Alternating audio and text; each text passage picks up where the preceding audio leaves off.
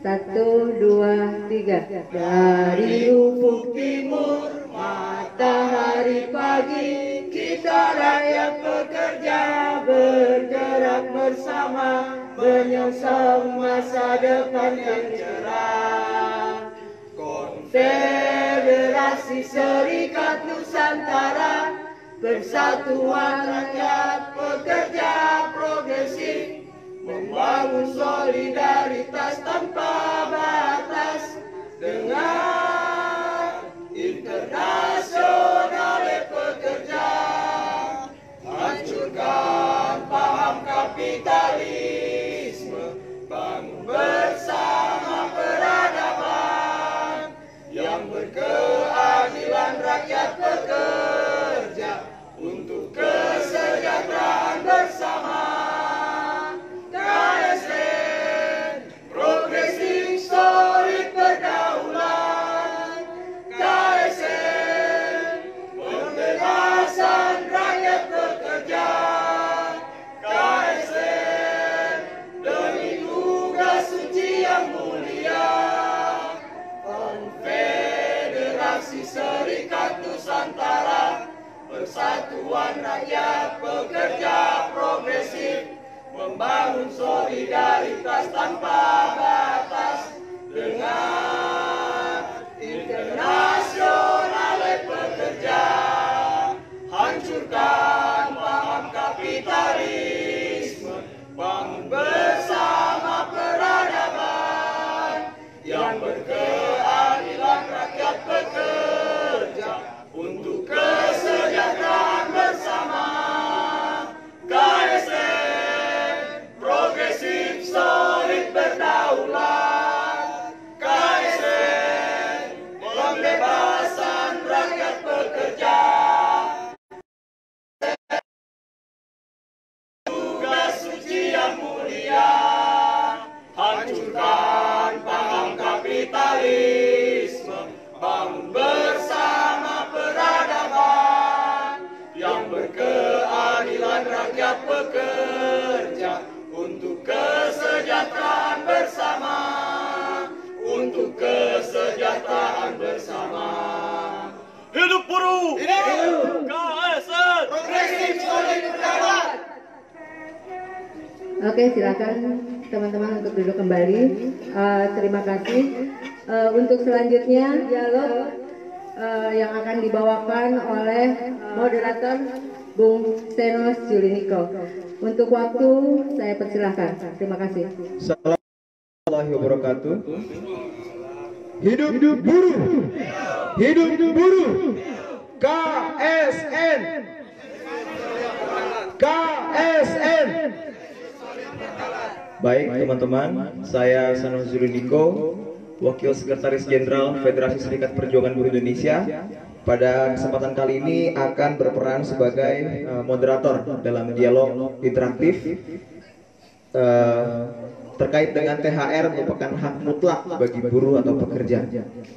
Jadi saya sampaikan pertama-tama mungkin yang terhormat Bapak Presiden Konfederasi Serikat Nusantara Bapak Mukhtar Guntur, dan yang saya hormati para penanggap, Ketua Korwil Federasi Serikat Perjuangan Buruh Indonesia Provinsi Sulawesi Selatan Bapak Muhammad Said Basir, yang saya hormati Ketua Dewan Pertimbangan Organisasi Federasi Serikat Pekerja Napas Bapak Untung Maulana atau biasa kita kenal dengan Kolonel Untung, yang saya hormati Bapak Asri yang merupakan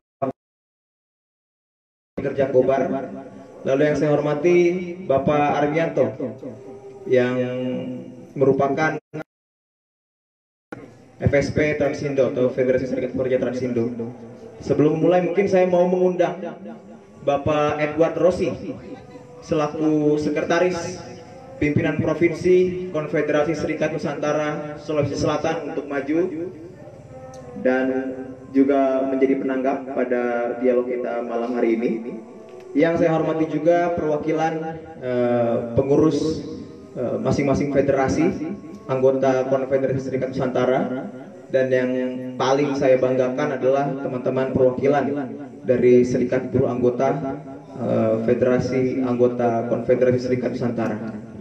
Baik, sebagaimana tadi telah disampaikan dalam pembukaan oleh Ibu Mariani selaku Master of Ceremony kita pada malam hari ini, bahwa kita akan melakukan dialog interaktif, di mana nanti juga teman-teman akan diberikan kesempatan untuk memberikan pertanyaan ataupun tanggapan atas diskusi kita pada malam hari ini. Jadi saya sampaikan dulu rundown-nya atau urutan acaranya. Jadi pertama nanti Bung Mukhtar, Presiden KSN, sebagai pemateri akan memaparkan materi terkait dengan THR sebagai hak mutlak bagi pekerja atau buruh. Lalu kemudian akan ditanggapi oleh beberapa penanggap yang ada di depan. Baru setelah itu kita buka sesi tanya jawab yang nanti teman-teman bisa terlibat di dalamnya. Jadi sebagai pembuka bahwa saya sampaikan sebentar lagi kita akan masuk pada perayaan Hari Raya Idul Fitri tahun 2020, dan kali ini perayaan Idul Fitri kita akan terasa sangat berbeda karena di tengah-tengah kita menjalankan ibadah puasa, kita juga berada pada situasi yang mudah-mudahan dapat segera berlalu, yakni pandemi COVID-19 atau Coronavirus and Disease 19. Dan situasi ini sedikit banyak membuat kita harus menyesuaikan diri dengan pembatasan sosial yang dikeluarkan kebijakannya oleh pemerintah di beberapa pemerintah kabupaten kota dan provinsi. Nah, berkaitan dengan hal itu, maka seperti kita ketahui juga bahwa pembatasan sosial berskala besar yang dilakukan di beberapa provinsi dan kabupaten kota tentunya berimbas pada banyak perusahaan yang harus menghentikan aktivitasnya, dan itu membuat banyak di antara kita juga yang dirumahkan dan bahkan ada yang di PHK.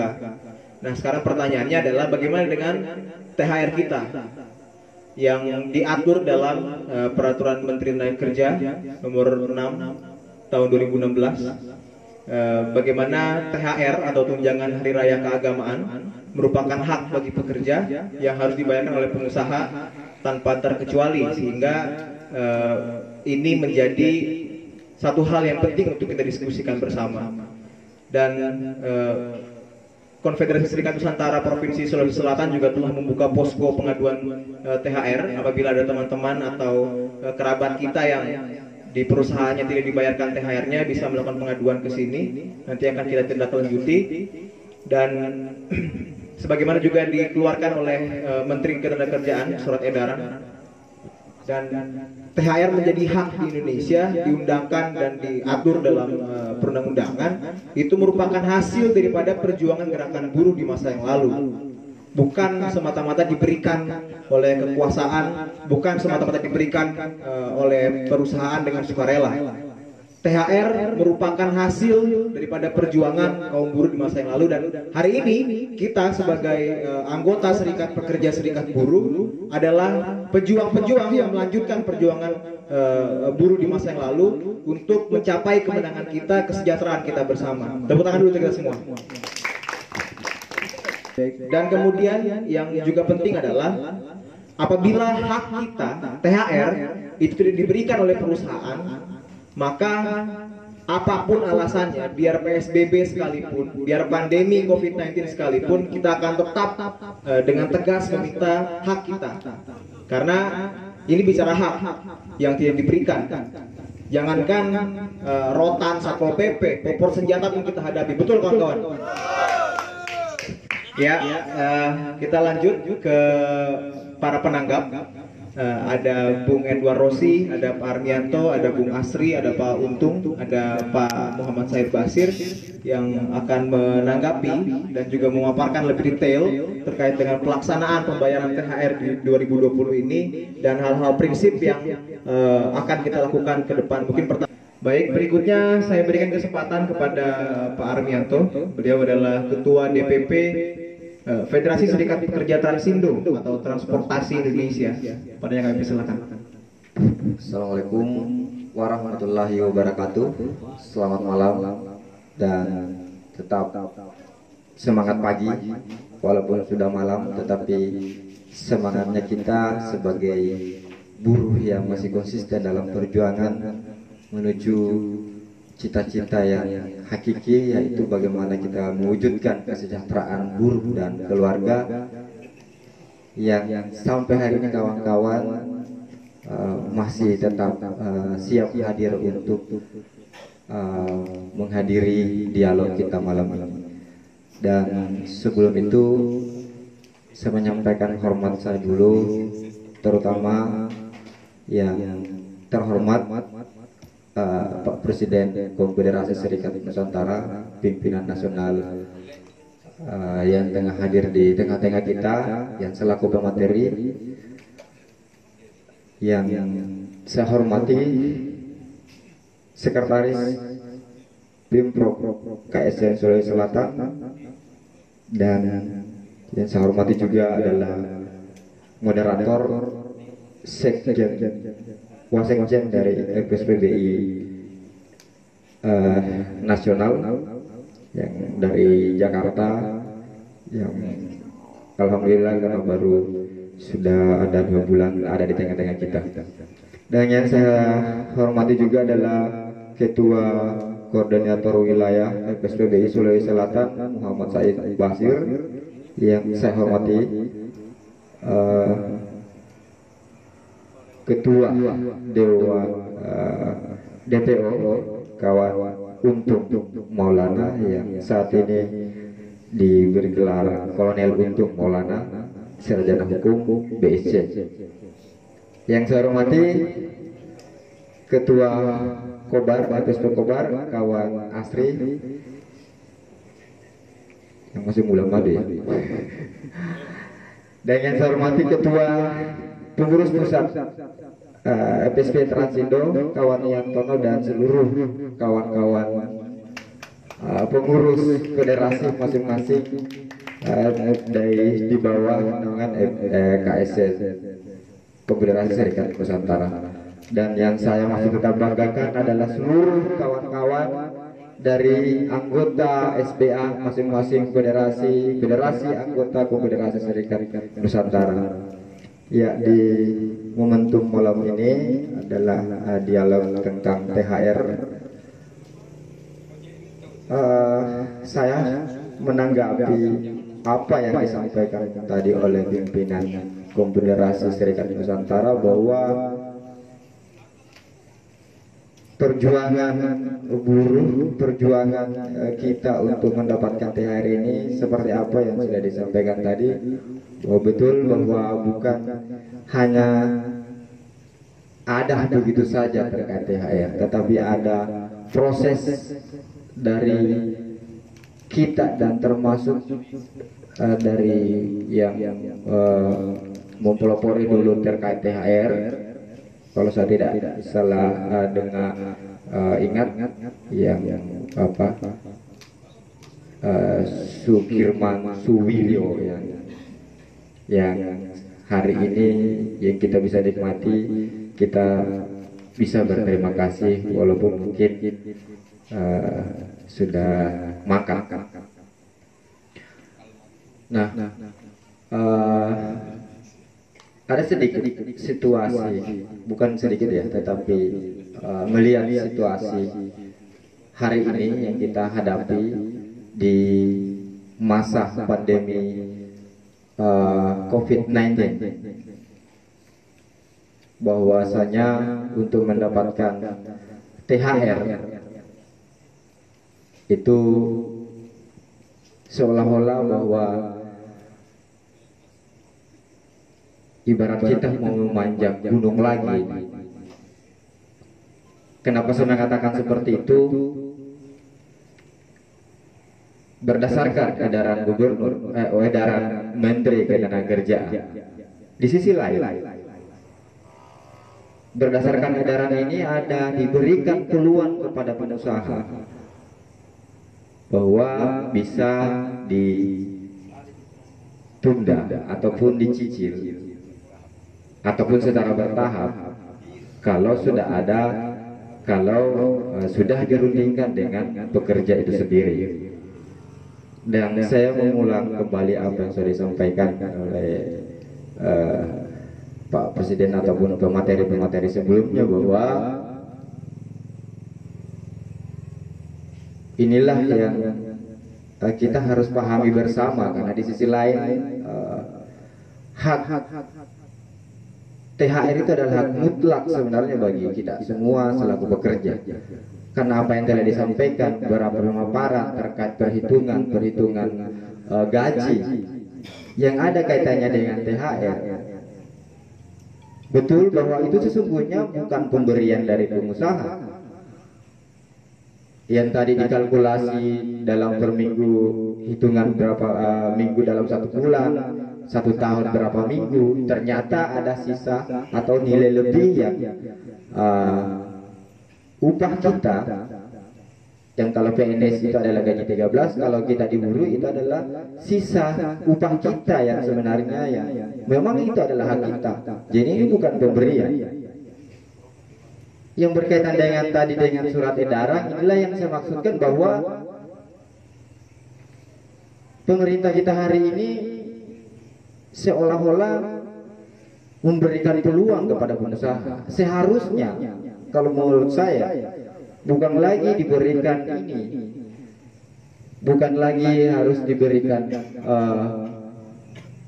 harapan besar bagi pengusaha untuk memanfaatkan situasi yang pada faktanya di lapangan itu terjadi hanya berdasarkan alibinya karena COVID-19 lah, hanya karena penurunan ekonomi pengusaha lah. Tapi mudah-mudahan ini pengusaha bukan memanfaatkan kesempatan dalam kesempitan yang kita hadapi saat ini. Kenapa saya mengatakan jangan sampai memanfaatkan kesempatan dalam situasi kesempitan? Karena kita di tengah menghadapi corona, pengusaha mengambil kesempatan untuk beralibi. Tapi walaupun di surat edaran itu sedikit memberikan peluang kepada pengusaha, tetapi kita harus yakin bahwa berdasarkan surat edaran juga ada poin yang harus dipenuhi oleh pengusaha itu sendiri, yaitu sudah dijelaskan tadi bahwa tanpa bukti audit dari lembaga yang independen, maka tidak boleh pengusaha bermacam-macam alibinya bahwa ada kesepakatan lah, bagaimana kalau sudah pengusahanya sepakat dengan pekerja. Berarti kalau yang sepakat berarti memberi kesempatan kepada pengusahanya, betul tidak? Dan saya sendiri tidak mengatakan, bukan saya sendiri yang mengatakan seperti itu, bahwa tidak boleh, karena berdasarkan surat edaran kementerian itu harus secara transparansi pelaporan keuangan, dan yang dimaksudkan laporan keuangan adalah bukti audit dari lembaga independen. Itu pertama. Yang kedua, ini yang mengatakan lagi-lagi bukan saya, karena yang mengatakan adalah Permen nomor 6 tahun 2016 di pasal 2 sangat jelas bahwa THR adalah kewajiban pengusaha untuk memberikan kepada pekerjanya paling lambat 7 hari sebelum hari raya keagamaan. Kan betul? Betul. Oke. Jadi sepakat kawan-kawan kalau THR adalah hak mutlak bagi buruh. Di asumsi lain, karena baru tadi saya baca bahwa yang berhak menerima THR ini bukan saya, Tante Google yang menyatakan. Tante Google mengatakan bahwa yang berdasarkan dengan Permen 6 tahun 2016 yang berhak mendapatkan upah itu tidak ada undang-undang yang mengatakan bahwa hanya karyawan tetap yang bisa mendapatkan hak THR. Karena dalam isi undang-undang Permen 6 tahun 2016 itu semua buruh, semua pekerja. Tidak dikatakan di situ yang karyawan tetap. Jadi termasuk hari yang lepas karena sudah ada 1 bulan masa kerjanya, yang 3 bulan, yang 1 tahun itu sudah bukan lagi apa dipertanyakan apakah bisa mendapat atau tidak, karena di Permen 6 menjelaskan seperti itu. Tidak definisikan di situ bahwa yang karyawan lepas harus secara proporsional. Hanya dijelaskan di situ di Permen 6 yang mendapatkan hak THR adalah semua pekerja yang bekerja di perusahaan. Seperti itu mungkin, tetapi ini untuk lebih lanjut perlu didiskusikan lebih secara ke dalam untuk bagaimana kita bisa sama-sama memahami bahwa siapakah sebenarnya yang berhak mendapatkan THR. Kecuali mungkin saya, karena mungkin KSN belum berikan THR. Tetapi kalau guru, kita tidak harus tetap mengacu di Permen 6. Kita harus betul-betul memahami Permen 6 tersebut, bahwa siapa yang berhak untuk mendapatkan THR. Nah, ya seperti itu mungkin Pak Presiden, bahwa betul-betulnya kembali ke advokasi yang harus diadvokasi. Nah, itu lagi. Jangan sampai kita yang mengadvokasi tapi kawan-kawan yang tidak mau. Nah, itu nanti sebentar saya tambahkan. Jadi begini. Kembali lagi berkaitan dengan kita menghadapi masa pandemi. Kedua ada edaran menteri dan saya melihatnya sangat miris situasi hari ini. Karena kita diperhadapkan dengan berapa banyak permasalahan dari settingan pengusaha itu sendiri. Ini sebagai kita selaku guru yang masih tetap konsisten, kita harus tetap bagaimana harus tetap lebih memahami ke dalam lagi.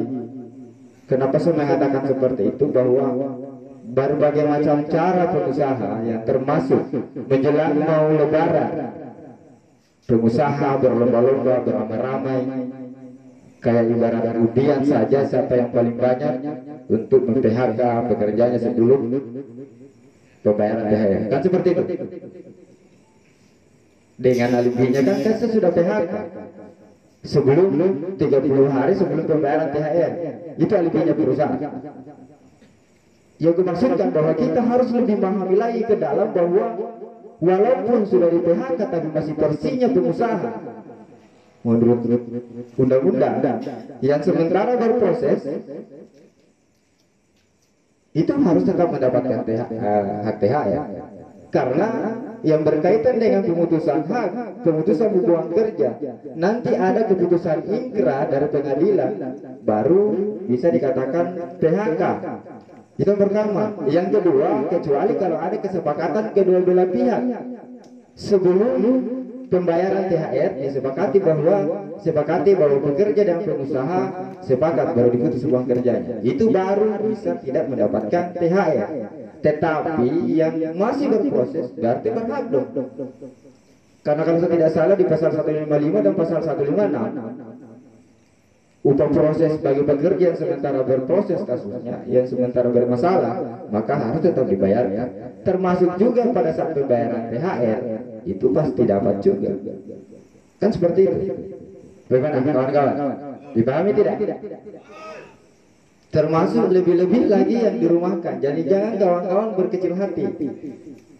Yang dirumahkan ini kan sudah betul-betul sudah bukti nyata bahwa belum ada PHK, karena baru sementara dirumahkan. Jadi saya ingin membangun semangatnya kawan-kawan, walaupun masih sudah di PHK hari ini, tetapi belum ada keputusan ingkrah ataupun belum ada kesepakatan bahwa sepakat kedua belah pihak, maka harus kita tetap berjuang mendapatkan THR.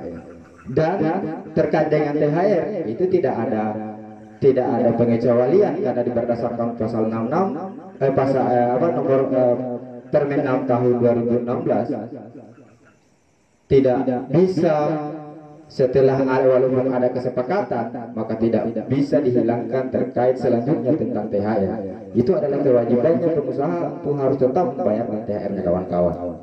Kalaupun tidak dibayarkan, berarti itu termasuk dalam penggelapan upah yang berdasarkan di Permen nomor 4 tahun 1994 yang berkaitan dengan ada Undang-Undang nomor 6 kalau saya tidak salah tahun Undang-Undang nomor 6 tahun 2096 tahun 96. Itu yang bisa kawan-kawan baca di situ di Permen 4 tahun 1994. Itu ada mengarah ke pidana kalau pengusaha tidak membayarkan terkait dengan THR. Jadi berbagai macam problema yang kita hadapi saat ini, ada yang di PHK sebelum THR, lembaran THR, ada yang dirumahkan. Inilah yang saya maksudkan bahwa kita harus tetap semangat, tetap konsisten dalam berjuang. Jangan putus asa karena ada dasar-dasar hukum yang harus kita perjuangkan. Dan ini adalah kebenaran. Betul kawan-kawan. Kalau sudah diatur oleh undang-undang, apa kita adalah salah satu kebenaran? Kebenaran. Berarti kita harus bersatu menegakkan kebenaran. Sepakat? Itu yang pertama. Yang kedua, miris ini saya lihat hari ini di tengah pandemi, pemerintah kita juga tidak ada sikap tegas. Kenapa saya mengatakan seperti itu? Karena saya sendiri kadang datang bertanya, bagaimana kalau yang terkendala dengan untuk mendapatkan THR-nya? Bagaimana kalau ada kawan-kawan yang di PHK dengan situasi hari ini? Penyampaiannya bahwa ya kita harus tetap mencatat. Cuma kawan-kawan perlu bersabar, kawan-kawan buruh harus bersabar.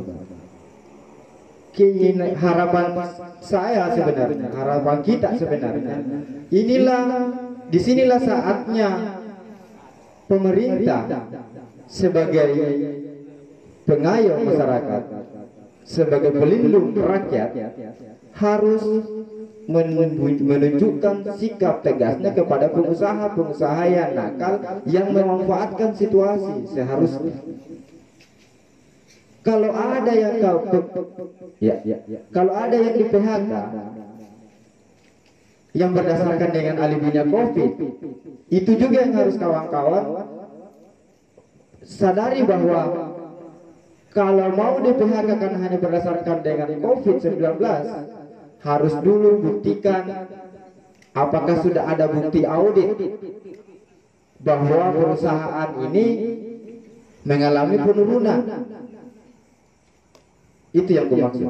Kalau tidak ada, berarti pemerintah harus bersikap tegas kepada pengusaha tersebut bahwa tidak boleh melakukan PHK. Apalagi ada himbauan dari pemerintah, dari presiden, bahwa disampaikan kepada pengusaha jangan ada yang melakukan PHK dengan situasi ini. Kalau dirumahkan boleh, tetapi setelah itu baru bisa dipekerjakan kembali. Nah, kembali kepada poin kita malam ini, karena ini terkait dengan THR. THR adalah hak mutlak bagi seluruh buruh. Sepakat? Oke, mungkin itu yang bisa saya tambahkan untuk menanggapi.